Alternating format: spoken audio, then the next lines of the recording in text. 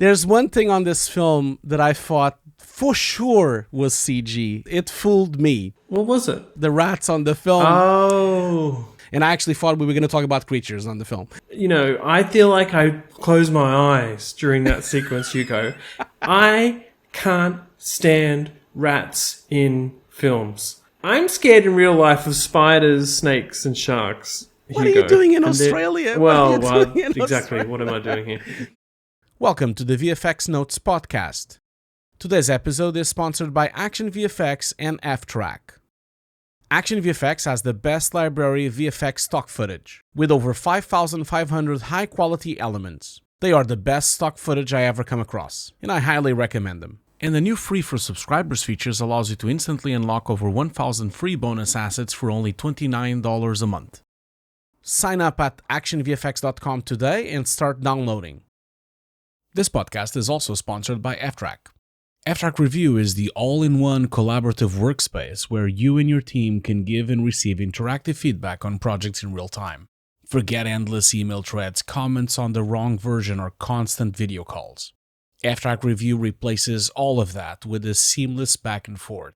Simply add your media, share your link, and you and your teammates and clients can review from anywhere in the world in real-time, frame-accurate sync. You can also scale up to full production management with ftrack Studio. Start your free trial today at ftrack.com. And now on to the show.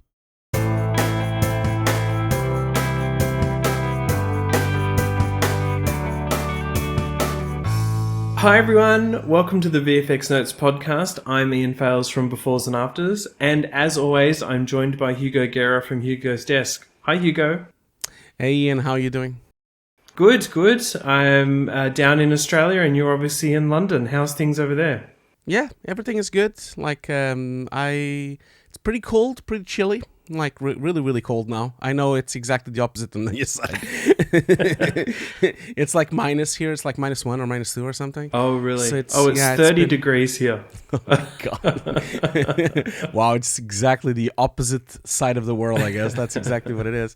No, it's all good. I'm really excited to do the show, and yeah, I'm happy with this. Yeah. Yes, today we're going to be talking about All Quiet on the Western Front, possibly an unexpected entry into the VFX Oscar race, but we'll talk about that a little bit. Firstly, Hugo, we always want to make time to thank our sponsors, our Patreon supporters, and people who like and subscribe us on YouTube and other platforms. You're seeing now Hugo's amazing bunker where he records from. I'm afraid I just record in my office in Sydney, but I actually finally have some things around me. Hugo, I love that view. But, you know, just to say thank you first to our sponsors, Patreon supporters, and viewers, basically. Yeah, we couldn't have do it without you guys, really. Like, I am so thankful, and we are so grateful for all the support we get on Patreon, all the love and all the lovely messages we get privately and also publicly as well in social media. And our sponsors, of course. They're great. And thank you so much for supporting the show so much. Yeah. We really appreciate it. Let's dive into this film, Hugo, which I'm going to be honest was not on my radar until, of course, the visual effects race took place. I hadn't even seen it when I went to the VFX Bake Off in Los Angeles, and have of course subsequently watched it and love it. This is a German film by Edward Berger. Of course, it's about the German perspective of World War I. And, I mean, I say I love it, Hugo, but I had trouble watching it. Yeah. As in trouble absorbing it. What about you? Yeah, me too. Like, no, the film is absolutely magnificent. And I feel like, I mean, anyone that hasn't seen the film yet, for some reason, you know, maybe they're just watching the podcast because it's been nominated for the Oscar of Visual Effects, I really recommend you to go and watch it because the film is an experience and it's like really different from anything you're going to see this year. And I of course I know the film is in Netflix. It's a bit unfortunate because I think the film would have really been amazing on the cinema. And I I'm lucky, I guess. I'm lucky I have a projector, so I managed to watch it in 4K on a projector. So that was the best in HDR, because the Netflix stream is a 4K HDR Dolby Atoms version. So it's like a proper cinema version, a little bit too compressed to my taste because of all that smoke. It's a little bit compressing and a little bit like of banding, but oh man, I wish I could have seen this on the cinema. Like I mean, come on, this film is scream cinema all over the place, just like we talked about with Top Gun and with Avatar on the previous show. Isn't it like a big cinema experience, isn't it? It's a bold, big image, you know? It is. And it did get, of course, as some of these Netflix films are getting, it got a limited release, probably wider in Germany, I'm not too sure.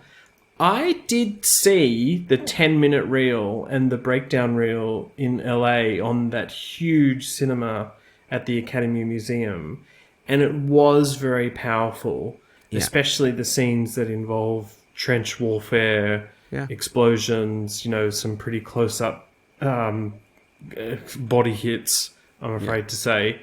So there's definitely an impact that occurs on the big screen. But, you know, watching it on the small screen, Hugo, you feel that impact again.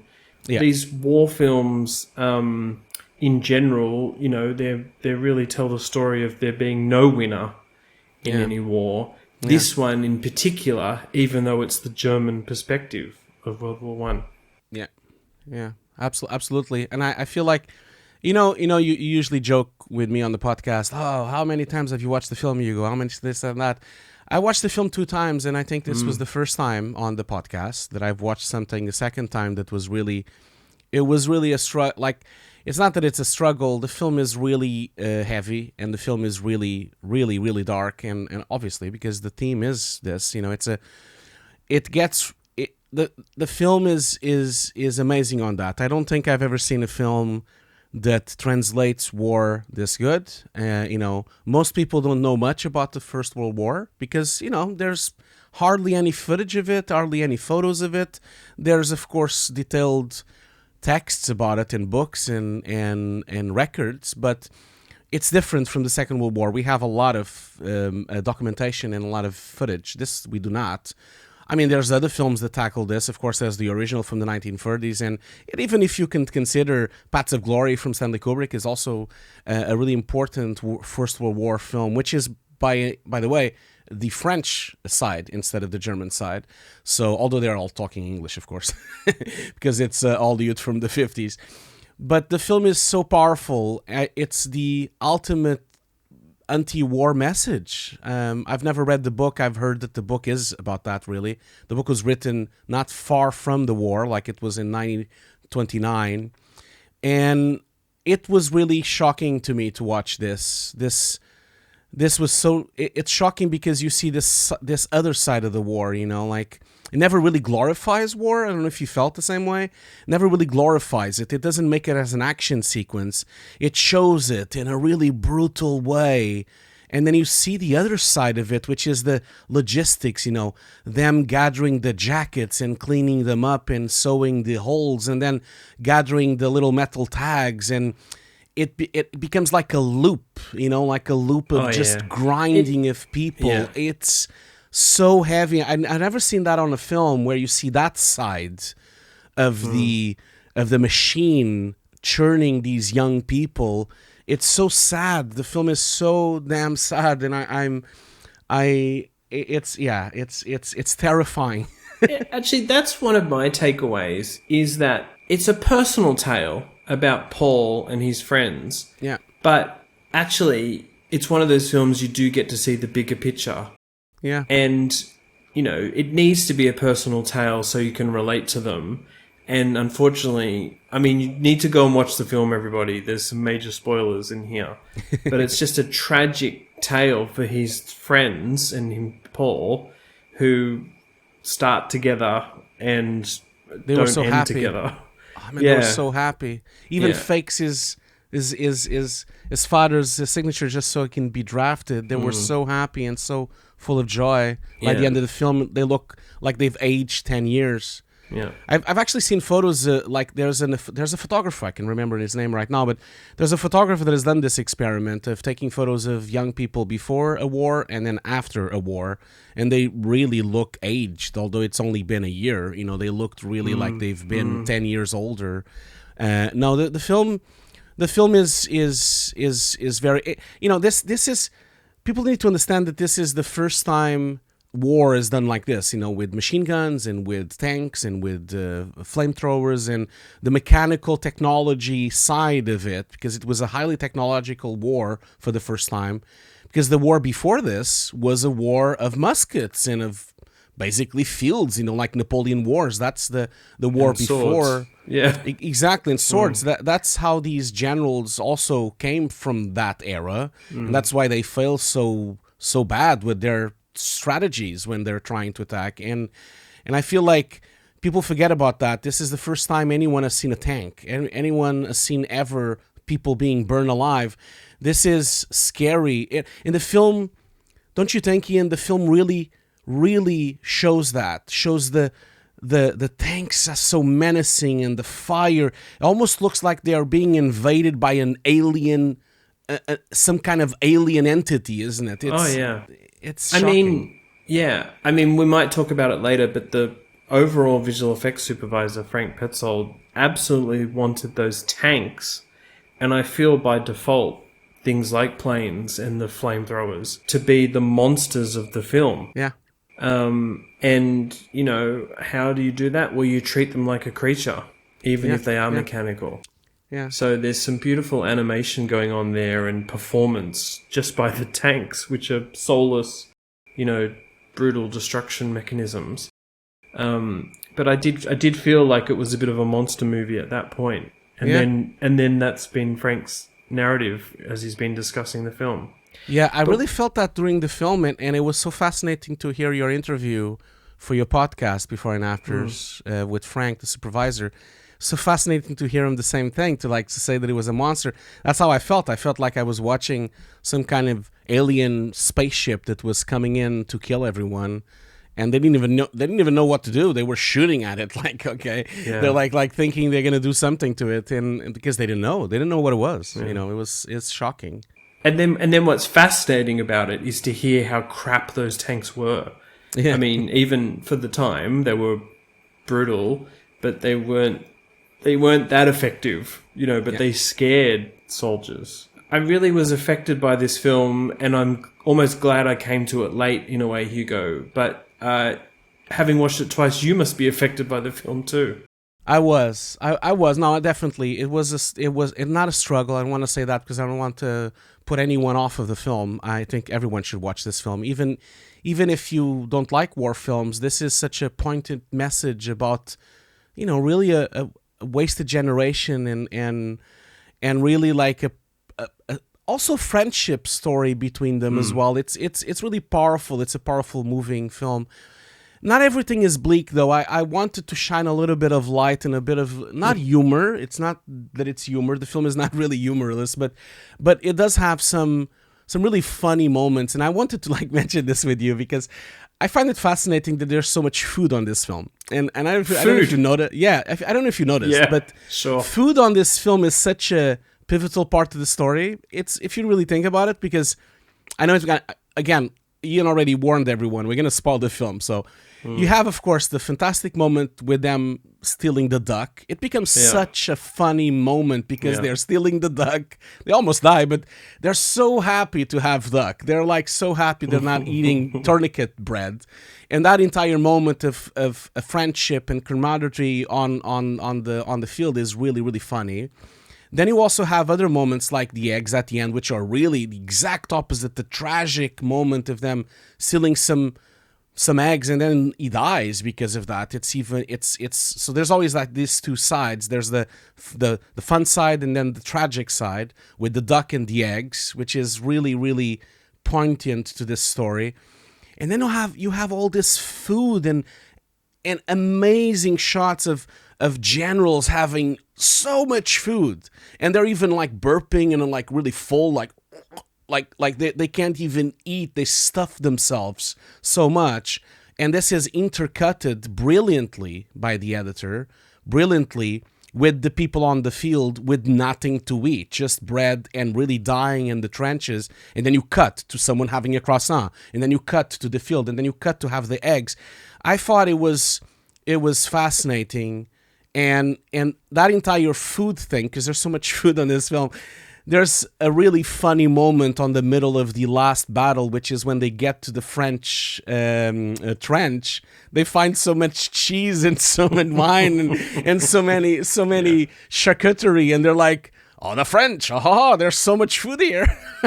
I thought that was a brilliant moment, and also like it gives a little bit of not fun, but like at least it alleviates the pressure, doesn't it? Yeah, I think it's really works. It could easily not have worked and be not subtle, obvious contrast between, the soldiers actually dying and the generals. But for some way, as you say, the editing really works there for those sequences. But yeah, I'm glad you pointed that out. That's a crazy fun part of the film amongst all the chaos. Yeah. So... Yeah. Maybe it's just because I don't know, like maybe it's because I like food, but I just felt that it's one of those primal things, like we all of course need food, we need and I thought it was brilliant the way, because the film doesn't have a lot of the dialogue really, to be honest, and there's not a lot of exposition. There's also not a lot of text explaining what's happening, and it's really fun, like it's really brilliant the way that they show these scenes to showcase the meetings, the generals, and that side of the political spectrum of the people that were sending these young people to war, which is not often seen. I thought it was brilliant from the director, but he's a really good director, and I feel like he's done some amazing work in the past. We haven't really talked about Edward Berger, but I feel like I'm a big fan. I've always been a big fan from Deutschland, which I really, really recommend people going to watch. Deutschland 83 and The Terror. We were discussing that before the show. Season 1 is amazing. And Patrick Melrose is one of the best TV shows ever made. It's an amazing TV show. I've heard Your Honor is also very good. I haven't watched it yet, but man, if you haven't watched Patrick Melrose, is amazing. It's such a good show. Yeah, okay. It's a really short one season thing. It's like a limited series, but it's worth it for the performances, of course, and everything. With Cumberbund. Yeah. and Deutschland 83, 86, and 89, which are 3 seasons, is an amazing TV show as well, about the fall of the Berlin Wall. Man, Germany is killing it now, man. They're killing it lately. I feel like with Deutschland and Babylon Berlin and this film, they're making some amazing content and films and amazing TV shows right now, and amazing visual effects as well. There's so much work there, as well. Yeah. So. Well, we should mention that the film has actually 9 visual effects Oscar nominations and 14, I think, BAFTA nominations. So. Insane. Very much craft related, but so many of the Oscars are craft. Yeah. The BAFTA has an actor, a best supporting role actor on the nomination, which is even amazing as well. It's a testament to the power of how good the film is. Yeah. Oh, and of course it's nominated for Best Picture and Adapted Screenplay and Best International Feature as well. So not to discount that side of the storytelling. What's interesting about that, Hugo, in a sort of segue into cinematography and the building of this world as we head towards visual effects, is, again, this film kind of went under my radar a little bit. I totally knew it was released. But because it has been nominated for so many Oscars, Netflix has been dribbling out these making of documentaries and small featurettes about the film, which are quite pointed. Usually, there's a bit more general discussion of a film like this. And luckily, there's been some nice, slightly more in-depth looks at cinematography or makeup, or even the visual effects breakdowns are out there. I also found this website I'd never heard of, which is a total promotional thing from Netflix, called Netflix Queued, or Netflix Q. I'll put a link in the show notes for that. But, it's promoting Netflix shows and movies, but actually has some really nice information about the crafts on it. that I would recommend people go and look at. And I guess I'm going on about that because I don't always feel like the crafts get, good coverage. American Cinematographer has an amazing piece of coverage about the film. This one here, there we go. It's Hugo's really got the good. issue. Also has a really good in-depth article about House of Dragon, which it's an amazing show as well. People need to go and watch it. Yeah, and of course, I feel like also since it's been nominated for visual effects, the visual effects of the film have been covered in a bigger way than it might have been. But Hugo, just maybe specifically on cinematography, what was your takeaway from the way they would shoot, say, war scenes, but also other more dramatic moments? Yeah, it's really well filmed. This is James Friend and a collaborator of Berger, and he was also the DOP of Your Honor and also DOP of Patrick Melrose, and also he's the DOP of a really good TV show that I recommend everyone to go and watch called Strike, which is a BBC TV show. It's it's a detective, really simple detective story show. It's really powerful as well, very well filmed as well.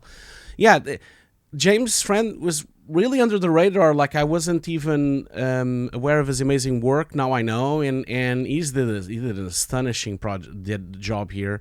They shot this on Arri Alexa 65 for the majority of the shots, although they also used a mini Alexa as well and a Sony Venice. And it's funny enough, like they also used the Red Dragon, but that was mainly for visual effects plates. Shot with Arri Prime lenses and Prime 65s and Zeiss Compact Primes as well.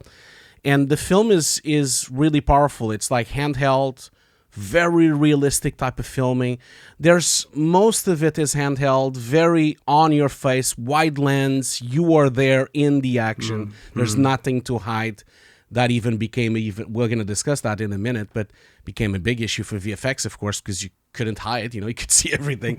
But and most of the times you watch the behind the scenes, you see them carrying the camera with like a stick with two people carrying the camera. I know. So they're like running with the camera so that you feel that you're running with them.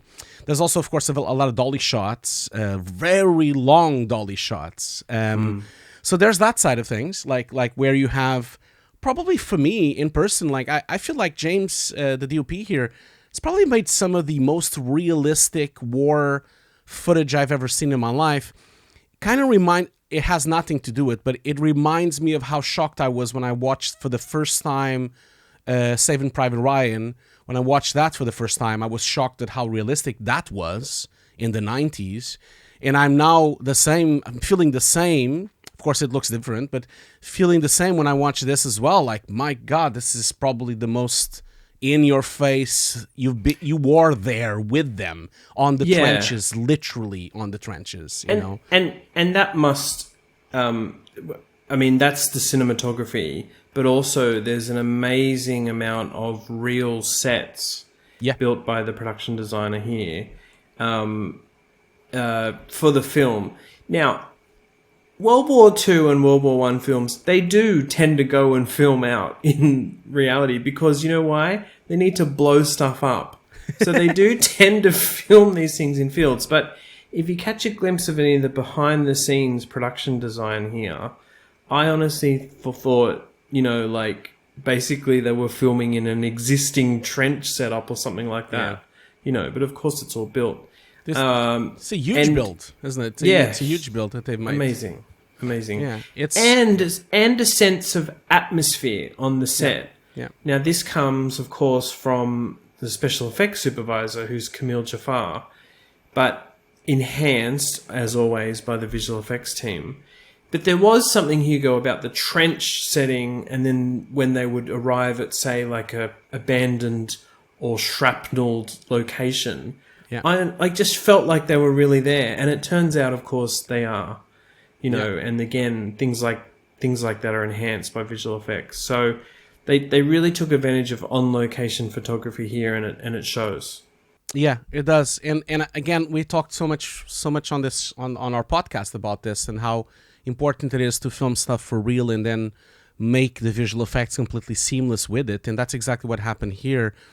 These sets are real. You can see on the behind the scenes, they're really shooting and blowing things up and running with as sometimes there's 250 stuntmen walking around and running around, and you see that on behind the scenes. This set is like took them 4 months to build. It's 300 meters long. It's like 3 football fields. This trench. Although they do admit that they had to make it a little bit larger so the cameras and the thing could be serviced. It was even smaller, the real trench on the World War One.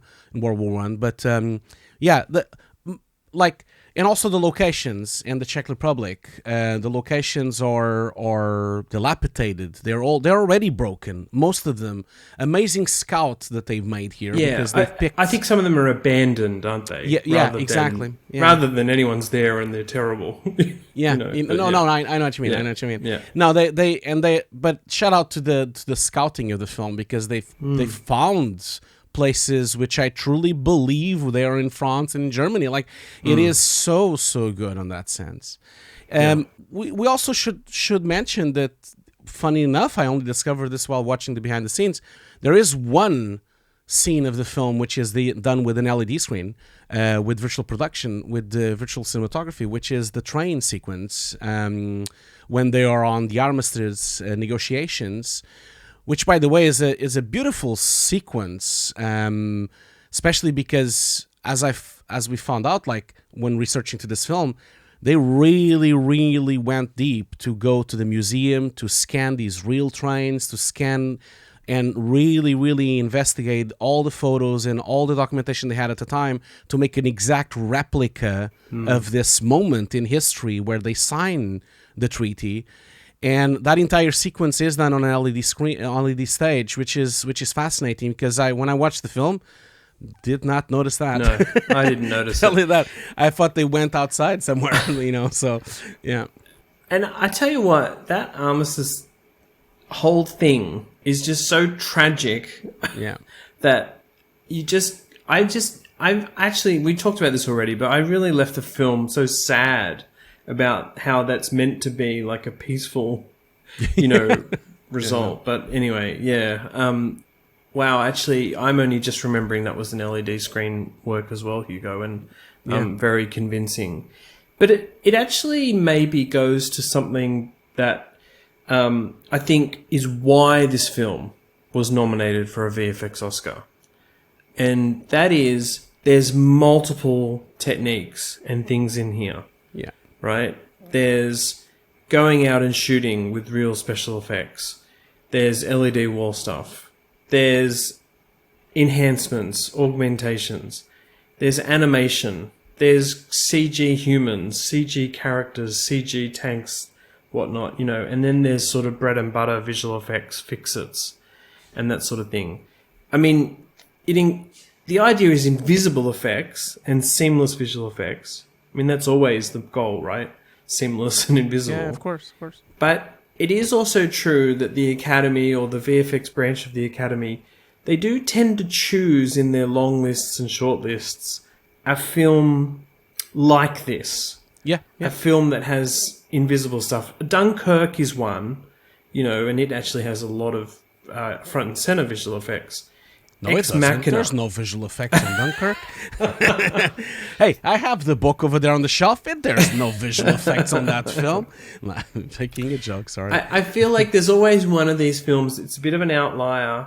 You could argue that the visual effects is not super technical compared to certainly Avatar or even Top Gun Maverick. Yeah, of course. But the seamlessness of it, Hugo, is the reason this is nominated for a visual effects Oscar. Absolutely. And no disrespect to the other nominations, but this is the film to nominate, because it's just like First Man, and just like Interstellar, and just like Dunkirk, and just like Tenet, and all these films in the past that we've discussed on the podcast, or even Ex Machina, we haven't discussed that one yet, but these are the films that merge completely visual effects with everything, with set, with prosthetics, and they just merge everything for the goal of the storytelling. I'm not saying Avatar hasn't done that. Of course it did as well. But this is a realistic telling. It's a dramatic film. It's just a different type of film. It's like probably the most serious film we've discussed on the podcast by far. Most, like, I'm sure it's a realistic tale. It's like an actual thing that happened for real. It's not something invented or fantasy related. And I think you're absolutely right. I think it actually maybe even has a shot at winning the Oscar because, again, it probably won't. I'm assuming because there's so many people voting, and the companies of the other nominations alone have more people to vote on something like that. But I feel it deserves its nomination so well. Again, no respect to the other films, but I am so shocked to the fact that the budget of this film is only 20 million, and I'm like, wow, like that they managed to accomplish something absolutely magnificent with so little money. It's by far the cheapest of the visual effects nominees, for sure, by far in terms of budget. But I really wanted to echo what you've said, and that's why it was nominated. It's really the combination of everything. We already talked about the set design with the trenches, but then you have, I'll just do a few shout-outs. We don't have time to go through it all, but then you have Lisa Crystal with custom design. They've done 900 uniforms. The main actor alone has 20 versions of his uniform with holes, without holes, ripped, not ripped, dirt, without there. The uniform and the costume design from Lisa is mind-blowing. Again, merged with the story. Then you have makeup with Heike Merker. She did an amazing job as well. I don't think I've ever seen so many variations of mud in my life. It is insane, the amazing work she's did there. Her and her team, of course, and custom design's team as well. This entire thing. Then you have the prosthetics, the bodies from Tamara Vid and Tunjorn Seifert. I'm sure I'm mispronouncing. I'm so sorry if I did. But you have dozens and hundreds of bodies, latex bodies, limbs, parts of bodies, blood, on water, on the field, hanging on trees. You have all these bodies, all of this, the set design, the makeup, the bodies, the prosthetics, and then all of this is completely merged and interlinked with visual effects. The bodies look fantastic already, but then they are augmented with VFX. The uniforms look amazing already, but then everything else is augmented. Every department on this film is augmenting each other, and this is why it got the Oscar nomination, because they are pulling each other's best parts and helping them completely seamlessly to try to make one single package. And I feel this really resonates with the Academy. Of course it does, because this is filmmaking. This is really what filmmaking is all about. I thought it was fascinating to see on the behind the scenes. I agree with you. And I mean, let's talk about one particular example of that, Hugo, which is atmosphere and smoke. Yeah. And I had a fun conversation with Frank, the visual effects supervisor, about this, because I was curious whether on-set smoke was some kind of enemy of the visual effects supervisor, because obviously it can impact compositing and roto and, just putting a CG thing or enhancing more smoke behind a character or a fence or whatever it is. And he said, well, they just made decisions based on the shot. In general, of course, it was better to have something real in there from Kamal's team, which they then simply matched to. Yeah. But the amount of effort that Frank seems to have gone to and his team have gone to go and shoot real elements separately, when there was any downtime, means that they got what they needed there and then they could use the visual effects vendors' efforts and maybe existing libraries to do extra smoke. But honestly, Hugo, I'm going to talk about this a bit later, but when you watch the breakdowns, it's not actually super, super clear what's real smoke and what's visual effects smoke, which I think is kind of an intention in the breakdowns. Yeah. But I also think it means that the audience doesn't know and doesn't notice, which is awesome. Yeah. I do think it's intentional, although I must say, as a visual effects artist, I did not like how they made the breakdowns. I think. I know. That's what I was going to mention. Yeah, the breakdowns are not clear. I was watching them with Anna last night. You know, and as you know, Anna is not a visual effects artist. I was just showing her because she loves the film. She loved the film as well. It was funny to watch the film with her because, you know, she has a art history degree, and she was constantly telling me all the story and all the history behind all of this that was happening. It was fascinating to hear from her side of view. But I was showing her the behind the scenes, and I sometimes show her, and she was so confused. She was like, "Oh, what's happening? Yeah. What's going on with this? What is that?" Yeah, she was. You'll so, be showing so confused. it. Yeah, you'll be showing it right now. But the breakdowns tend to have these slices of the frame. But they're really tiny. They're really, really tiny. And I think the idea is to try and show... Look, I'm not being critical of anybody here, but I think they're trying to show there wasn't that much done, or that it actually matched closely to the principal photography. I think they're having it both ways. Yeah. And the truth is, there are some wipes that show it in more full detail, which showed, you know, are successful in showing that a lot of it was shot. So but you're right, the breakdowns are a bit... Yeah, so two little things that I wanted to say about that. Well, first of all, if you go frame by frame on the breakdowns, you can then start seeing everything that is going on. And that's what I did. Like, I went frame by frame so I could probably understand what was going on. As a compositor myself, as you know, like we deal with this a lot, like with smoke on set. And yes, I completely understand his answer on the interview because, yes, of course, it's horrible that you have to roto and paint and do this and do that and try to reconstruct the smoke back into the plate when you have to comp something in. But the advantage of having smoke on set is really, really magnificent because then you have the smoke on front of him. So even if you rotoscope the entire person and you lose all the smokes on the sides, now you have the density of air in front of him. You have that. So he has now the correct black point and he has the correct tonality to be in fog. And that actually, not saying it's easy, please forgive me. This is very hard, I know. But it makes it easier, a little bit easier, to then merge on either elements of plates of smoke or even CG smoke or atmospheres in different cases. Because then when you merge it, you can kind of hide in between because you already have the tonality correct on these layers that you've rotoscoped. So that I think that's really what happened here. And I've talked with some artists that worked on this project. In fact, I'm very proud to say that I have a student of mine from my Nuke course that actually worked on the film. So I've talked a little bit with him as well. This was very difficult, of course, but it does help. And there is like the whole film, if you look at the behind the scenes, there's a lot of moments where the entire set actually doesn't have, you can kind of see, especially when they're in the trenches, there's no smoke, there's nothing there. And they actually comped in a large amounts of depth and deep fog and smoke into the plate, which makes it so powerful. But it was really fun to see how the smoke also was almost like a character on the film, because you saw it had colors. It had the yellows on the tanks, and then it had the reds. When they're with the machine guns, you get the red of the sprays of the blood. It was really, really amazing to also see how they've used color correction and soft masking to try to build up this narrative between the colors of the French, the colors of the Germans, the reds, the yellows.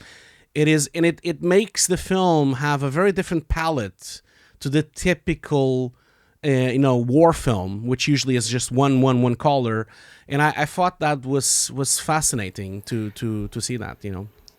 I totally agree. By the way, when I say smoke, I think I'm trying to say all the different kinds of atmosphere, including dirty explosions or very black smoke, you know, from a bad fire compared to, you know, just the general atmosphere. And sometimes, Hugo, in war films, I feel like just sometimes, maybe more from films in the 90s and 2000s, you could always tell when it was a simulated piece of smoke. Yeah. Because, you know, it was some effects sim because they didn't want to blast actors with, or the crew with this terrible, real bad smoke on set. now, honestly, even watching those breakdowns, I can't really tell what they were able to generate on set versus what was either filmed elements, stock elements, or effects sim done in something like Houdini. So I'm really, really, really impressed by the smoke and the atmosphere. If you listen to my podcast with Frank, I think I asked him about it 37,000 times. I sort of apologise for it in the end.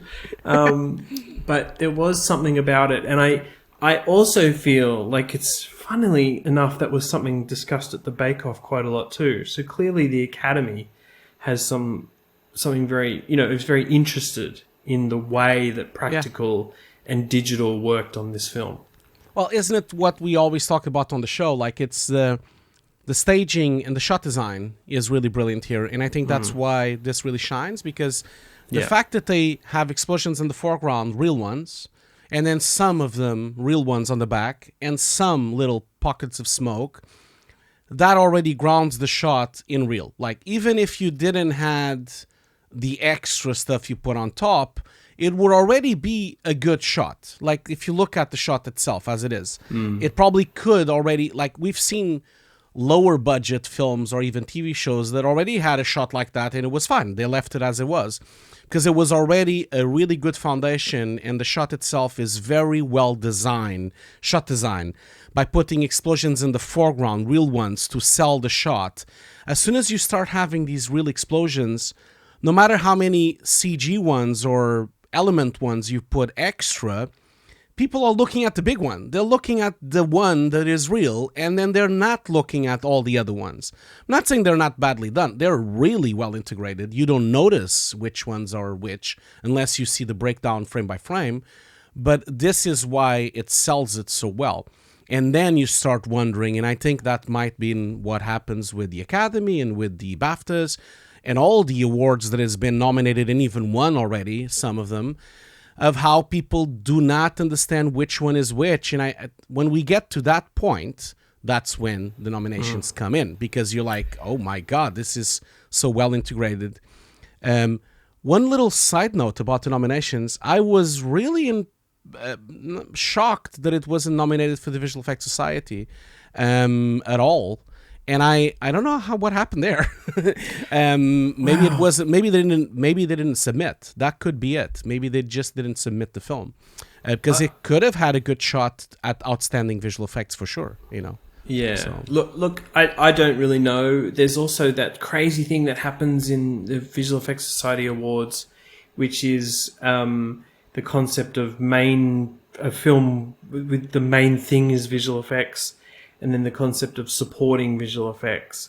And sometimes a film like this can straddle in between, and be one or the other really. Yeah. And then compositing, clearly the competition from Avatar and some other films and Maverick is so high that I think it might have struggled there. But, it's been recognized with this Oscar nom and BAFTA nom. So, of course. Yeah. No, of course. No, I'm just I just found it, I guess let me say the truth here. I am just so sad that I can't watch more breakdowns of it. Yeah, because sure. if we had the Visual Effects Society nomination, we could have got to see some more detailed breakdowns about That's this. True. Not to I mean, we haven't shout out the companies yet, but the company Up, I guess it's just called Up, right? That's the name of the company. UPP. Yeah, UPP. Yeah. UPP and Cinemachromatics, which is the other company that also contributed to the film.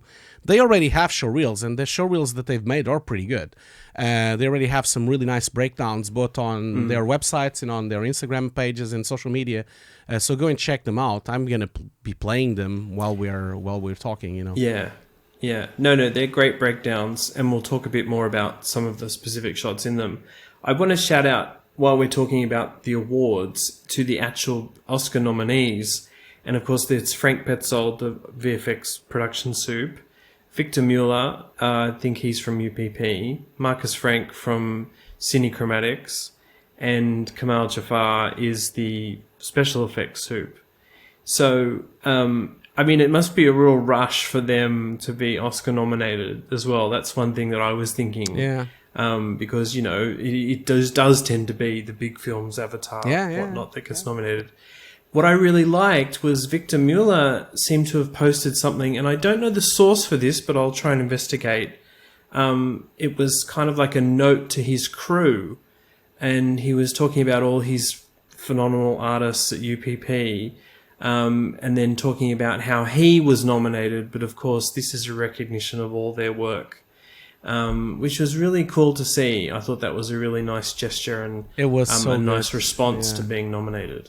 I saw that as well. Yeah. Yeah. No, all the departments on this film have been really recognized by all these award seasons. I just need to do one shout out to one department that I wish had some kind of recognition, and this is the stunt department. And I feel led by Marek Sevetek. I think that's how I pronounce his name.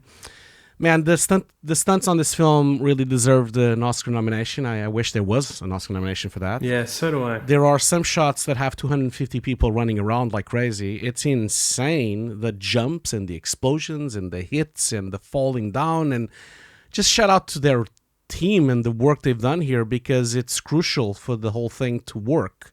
And Marek did an amazing job. And I when I watch the behind the scenes, I'm shocked of how much it's for real. Obviously, with a lot of cleanup of rigs and pedals that move them, and especially the crushing of the tank. That's a brutal scene as well. There's a lot of stunts involved on those shots, and yeah, I just wish there was a nomination or an Oscar or awards for those things. I know they have their own awards, but if you start thinking, like, this is a side note, but if you start thinking, if makeup has an award for Oscar, why doesn't stunt have? I just don't really understand. This has been a discussion for years, of course. Everyone talks about this all the time. Oh, and I yeah. never really understood it. Yeah. Oh, I totally agree. And I feel like, we've got even best supporting actor and actress. Why not? Why wouldn't stunts be part of the actor guilds? I mean, it probably is. I don't really know the makeup of all of that, but why couldn't there be one? It just seems so obvious. In fact, Hugo, don't worry about side notes. I think there's tons of people that contribute to films that don't seem to have the recognition that we have with these 13 or 18 categories or whatever number it is. Yeah. So don't get me started on it, because it's not just stunts. There's a few others as well. Yeah. No, I mean, at least, the BAFTAs has a couple of more that the Oscars doesn't. For example, they were nominated for Best Casting, which I thought it was a really nice award. It's a really good award to have as well, which sometimes is not recognized by the Oscars, for example. And also the Visual Effects Society has some really cool awards that are really nice in terms of supporting VFX, not supporting VFX, because I do tend to understand. I do think that it's really hard to break into the Oscar visual effects because of all the fantasy, Marvel, Disney / superhero films that come out. Like, I am really happy that they managed to get nominated and go through that, because I was not expecting it. I thought there was going to be another year of just fantasy films, and I kind of totally understand why the Visual Effects Society has those too, because it makes so much sense, because you do have these very different methods. A fantasy-driven film which is driven by VFX, or a film that is invisible. And I love that they have that separation on the award, because it allows for other productions to come in and allows for other productions to be seen and for their work to be also awarded, Yeah. which is nice. Yeah, and look, the films that have been nominated for the supporting visual effects at the VES Awards this year are pretty damn good, actually, as well. Death on the Nile, Wanna Dance with Somebody, Fabelmans, Grey Man. Grey Man, I feel like possibly is much more front and center. But anyway, The Pale Blue Eye and 13 Lives. I mean, 13 Lives could easily probably have also been nominated for the visual effects Oscar. It was on the list, wasn't it? It was on the Bake Off, yeah. But anyway, maybe some of this, Hugo, is not really a science, and someone's got to miss out at some point, right? So, anyway, I know.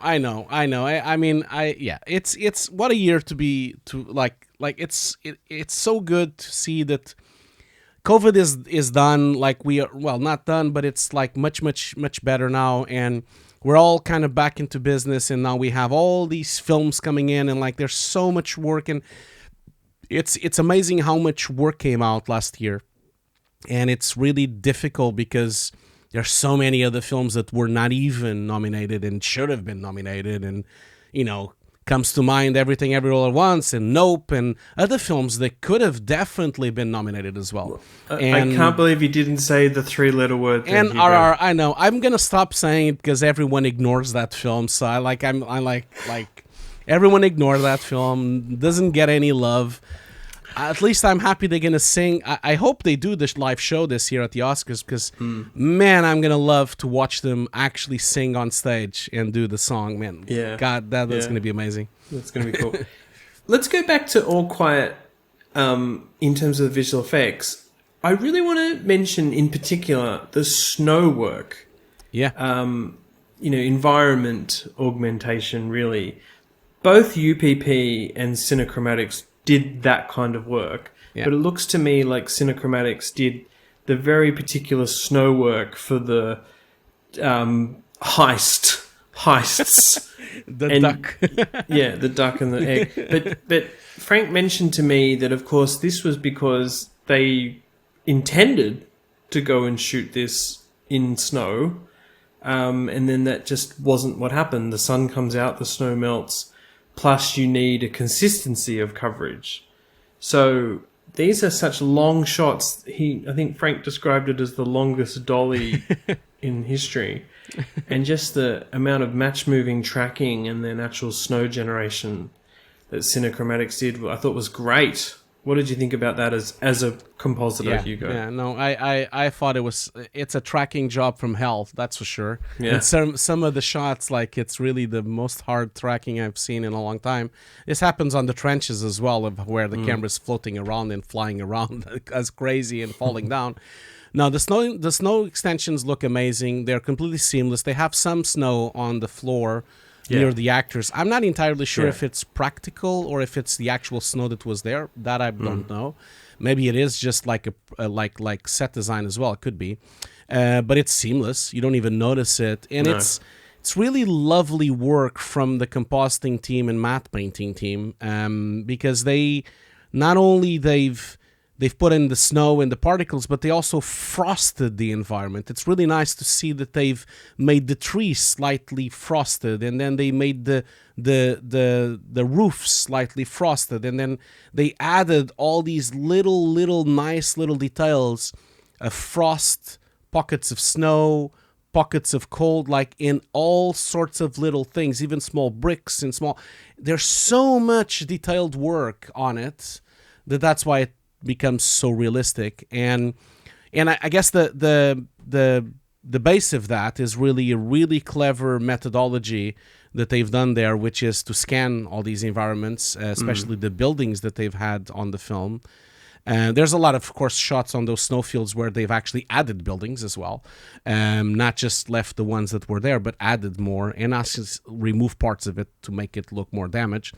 But it really helps the tracking, because if you have a scan and if you have already real data from the set and measurements from the sets from that scan, then it can really help to drive the track. I don't know where the track was done, but it really helps you to load in the scene, because what you usually do is you load in the 3D scan, the 3D scene, you then calibrate your track with the lens and with the measurements and with the scale of that scene, and then you line up in certain keyframes, you line up with that geometry, and then that really helps to solve the track. It becomes much, well, I don't want to say the word much. It becomes easier to make it like that if you have that data. Yeah. And obviously you can also do it without that data, but it's just easier to have all that work done beforehand, Yeah. Similarly, you can actually see that in one of Cinechromatics' breakdowns for some deterioration of that abandoned building, where they're just adding bullet hits and general roof decay and other stuff. And, they show a wireframe of that building, which is the track, I suppose, from a scan. But, honestly, Hugo, if you were not a visual effects person, you'd just assume they found that building or built that building. And they dressed it, they dressed it. I mean, in the past, they've done that. If you look at, older films from the 90s, like if you look at Steven Spielberg's Saving Private Ryan, They've done the sets. Even if you look at Full Metal Jacket from Stanley Kubrick, True. they did the sets, and then they did the bullet holes, and then they actually dressed up the buildings. And in fact, famously, Full Metal Jacket is filmed in London on an abandoned area of the harbor, pretending to be Vietnam, where they basically dressed up the buildings and flew in some palm trees and everything. So it used to be dressed up, this. And of course, that is incredibly expensive. And not only expensive, but it's incredibly time-consuming to go in and dress all these buildings. And then you have the permission to rough up these buildings and to really destroy the buildings or paint on top of them. And it's again visual effects to the aid here. This is the age where we live now, where we have invisible visual effects, where you can really go in and with matte painting, projections, and really clever compositing and clever matte painting, make this entire building look completely photoreal. I don't think anyone would ever even think that this is not real. Like it is really very good work. Even the big holes that they've made, and also that this methodology, which is really smart from the supervisors, it's like really cheaper to do it this way than actually do the entire CG build. And I don't believe that it would actually be any better. I don't think it would look that better. I always thought that it's easier for you to find a building already serves your story, which is what they did, that already looks like what you really want it to be, then work around it and sage it and frame it to that particular building, and then matte paint and project on top of that building. This is very old school compositing compared to the modern methodology of making the entire CG first and then stage it. But I feel that this old school thing works, and I like it. I really like to work this way as well, and I like when I see films still using these techniques, because they just look photoreal, because they are photographed. And yeah, they did an amazing job. I know we started talking about the snow and already like on the buildings, but it's all the same kind of technique and the same kind of it is all the same thing, really, the projection methodology, you know.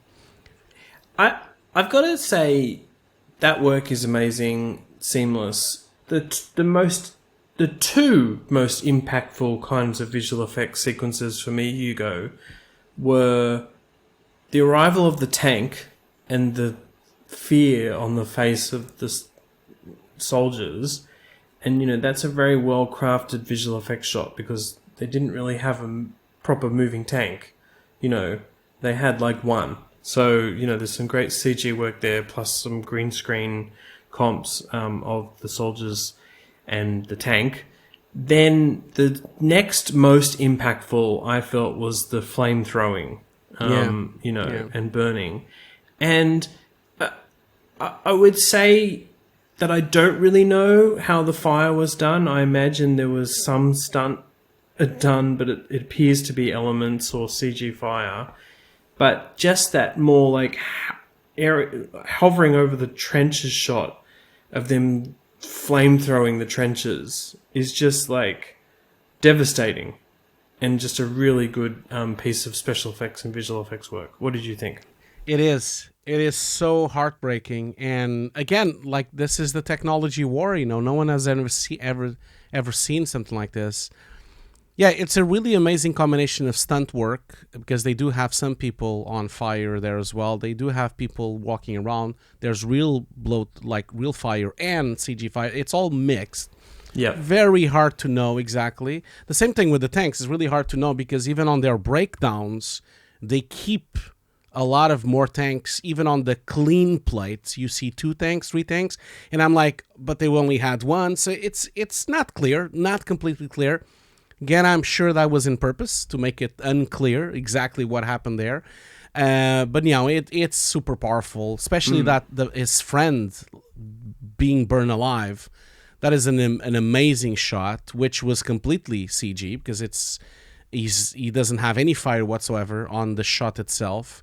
Is a really powerful shot. No, I'm glad you've mentioned those 2 sections. They're really super powerful, and they are a different stage of the film, aren't they? It's like the third act. It's like that's the moment where everything is lost. It's like They are Yep. this is the second time they're gonna go into the field, and it kind of looks like that they're gonna win somehow a couple of meters because they managed to get to the French side, even eat the food, and even stay and actually take over that part.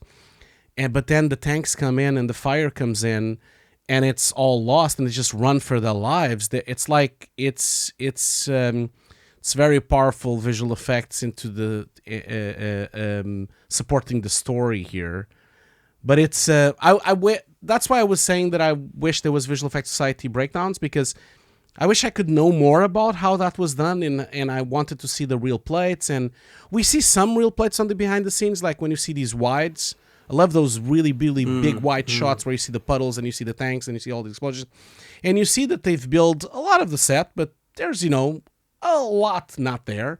And then they kind of have a wipe, and then you see the amount of matte painting, the amount of CG, and the amount of extra stuff that they put on front, top, and on the back. Especially because on the back there's like green fields and everything that were not supposed to be there. So I wish there was more live plates that we can actually watch and compare, even side by side.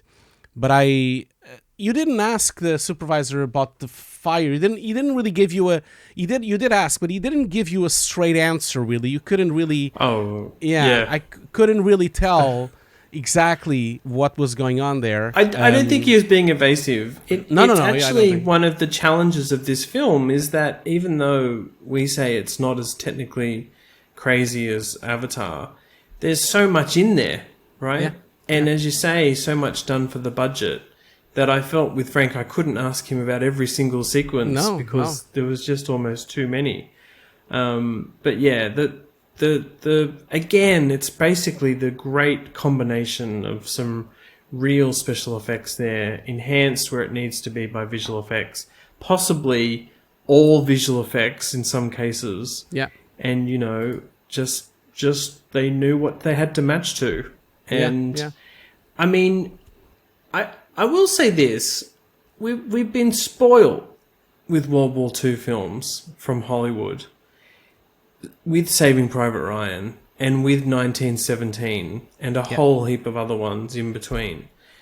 And those films were huge special effects films, but also relatively big visual effects films. Yeah.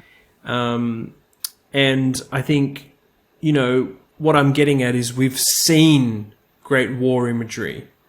And somehow this film comes along, and somehow the visual effects of this film comes along, possibly because it's the German perspective. You just feel like it's something a bit different. Yeah. And I mean that about the film, but I also mean that about the visual effects as well, Hugo. But I think that kind of connects to when we were talking on the beginning, the other productions that Germany has been putting out that are magnificent, like Babylon Berlin, the TV show, and like Deutschland as well. Babylon Berlin, for example, has an amazing amount of visual effects as well, done in a very different way from other types of TV shows that usually are, the HBO TV show, for example. There is really like an European sensibility here going on, where it's much more connected with the typical European cinema, where realism is above everything else, and really like it really takes homage from a past of European cinema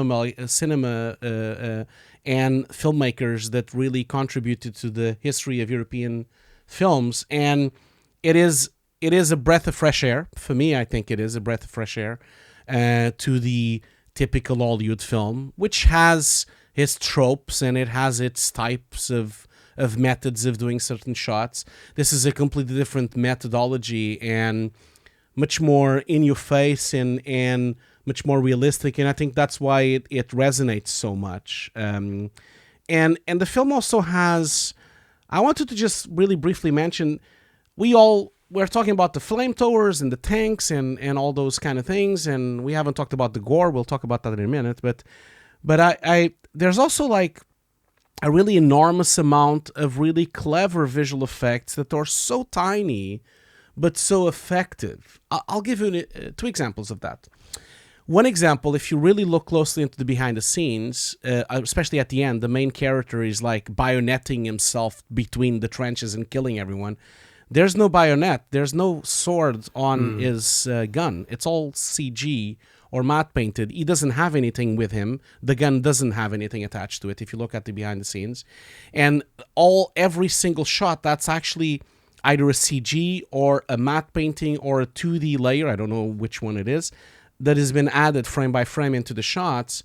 Of course, this was for safety because you couldn't have a bayonet and stabbing people. But it's such a really small, tiny effect, but it's so powerful because like decades ago, you couldn't do this. That's why you had to have the camera more far away. That's why you had to have more cuts. Now that you have this kind of technology of visual effects, you can now be so much more closer, not have cuts, and have much longer shots because you can put that bayonet there. The second thing that happens as well is the shovel. The shovel is also a CG shovel. They have like a smaller shovel with some tracking markers on the shot when he's like killing people with the shovel. And then they added a full top of CG shovel with blood.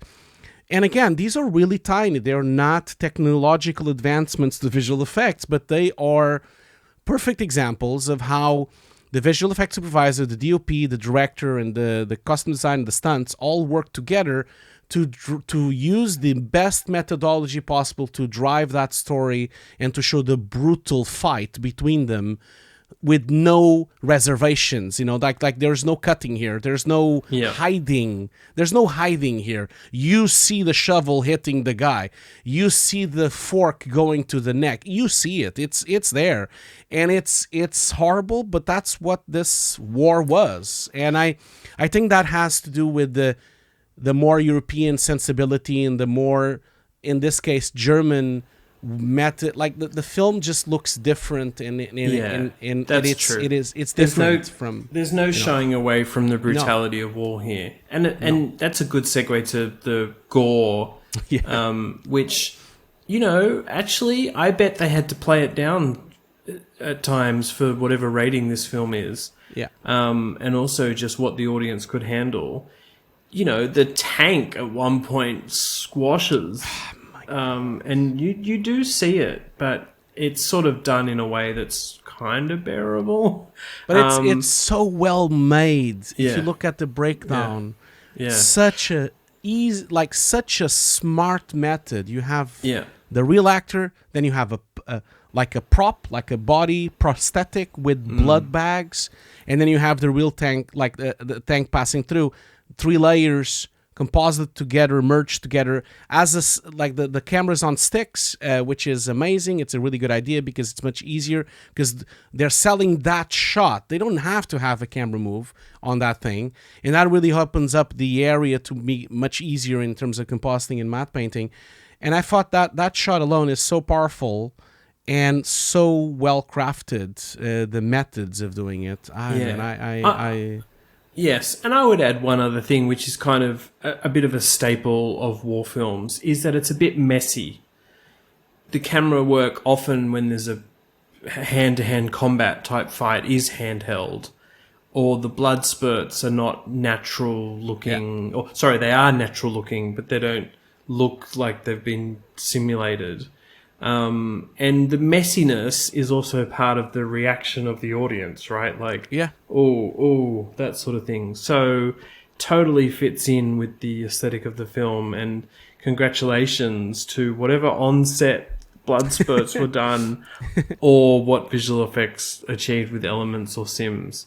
I mean, I'm not the best person to watch that kind of blood and gore generally, Hugo, but it was definitely well done here.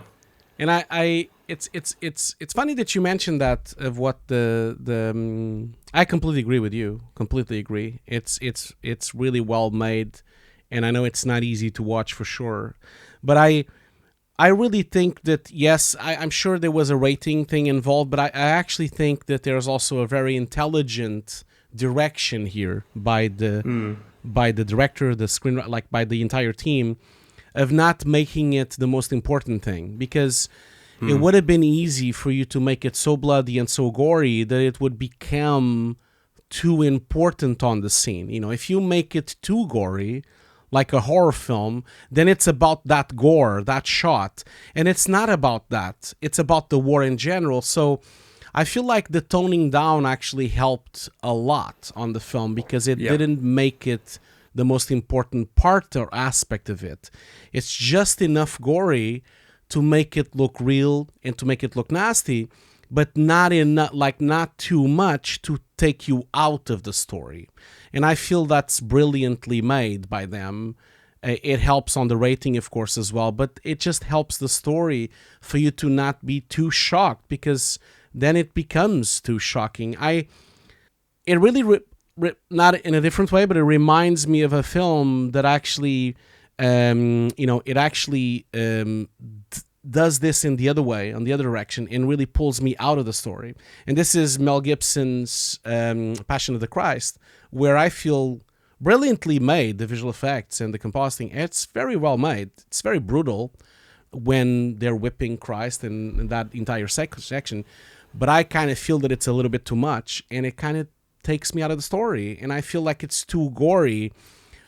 I love horror movies, but that's when I'm watching a horror movie. I love watching gore movies, and I watch horror movies, but then that's, I've decided to go and watch a horror movie, so I'm watching a horror movie.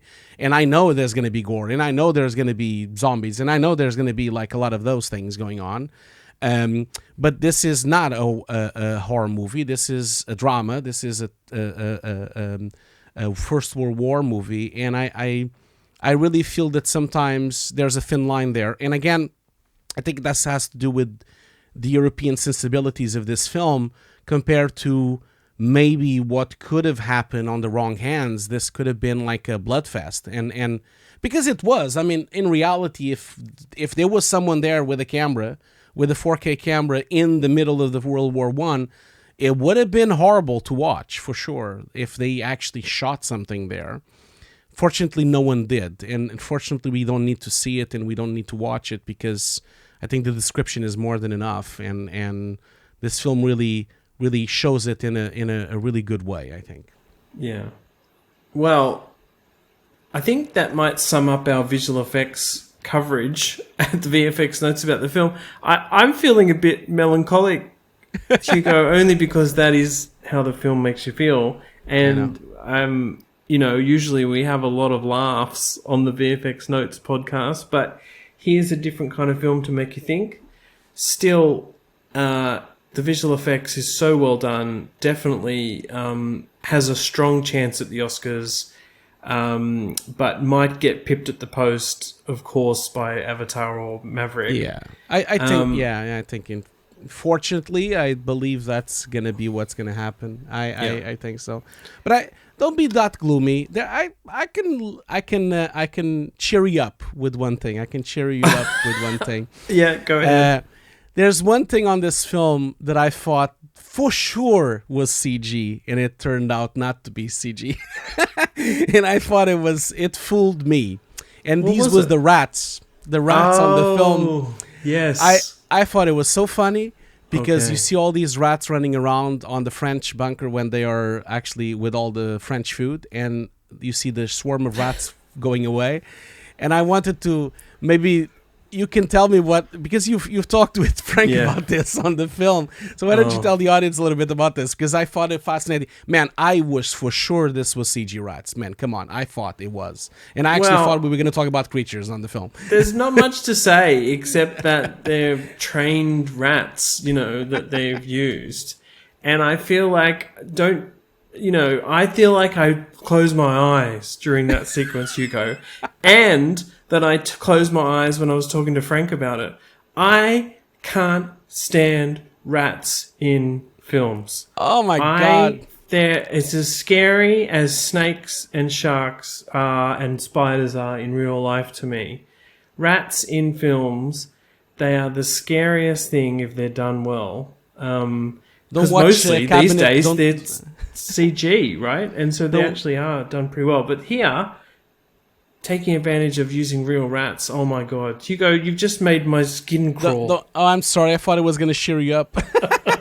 I don't watch Cabinets of Curiosity then. Oh, yeah. Well, that's a mix of real and, prosthetic and CG rats, but yeah. Oh, I'm sorry. I thought I was going to cheer you up by saying that this was a fun No, thing you that did. we thought. I am so sorry about that. No, I just thought it was fascinating because again, they fooled me. Like I could guarantee you that I'm probably sure some people probably thought it was CG rats. I am sure about it. Like I am absolutely sure that they thought that. This thing is, there's the rat in 1917 which causes the tripwire to go off, or the the bomb, and I suppose I was kind of thinking of that when I saw it as well. So we have to do an episode about rats now, since you love them so much. Oh yeah, let's do an episode. We can about talk rats. about all the films that have rats and just go through the whole thing. I mean, how can you not? Man, come on. You're from Australia. There's a lot more scary things than rats. Come on. Well, no, what I'm saying is, and I don't think I've ever seen a rat in real life, if I really think hard about it. If you go to the subway and the the tube in London, you see them all the time. Yeah. I mean, they're walking around. I'm scared in real life of spiders, snakes, and sharks. What are you doing in Australia? Exactly. What am I doing here? But in movies, I find rats and the noise they make, so scary. Oh, they're so cute. Oh, come on. They're so cute. No. Anyway, I think we should wrap up All Quiet on the Western Front. A really great effort from all the craft categories, directing, writing, just everything. And visual effects, congratulations to the crew on being nominated for the visual effects Oscar.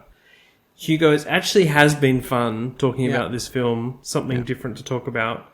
So thank you so much. And of course, thank you again to our sponsors, Patreon supporters, and to our YouTube and podcast listeners. Hugo, one thing I really love that you've done is create a playlist for our Oscar nominees. Yeah. If you want to know everything about all the films, we got you covered. We're gonna basically talk about all the films that were nominated. There is a playlist for that, as we have a playlist from last year as well.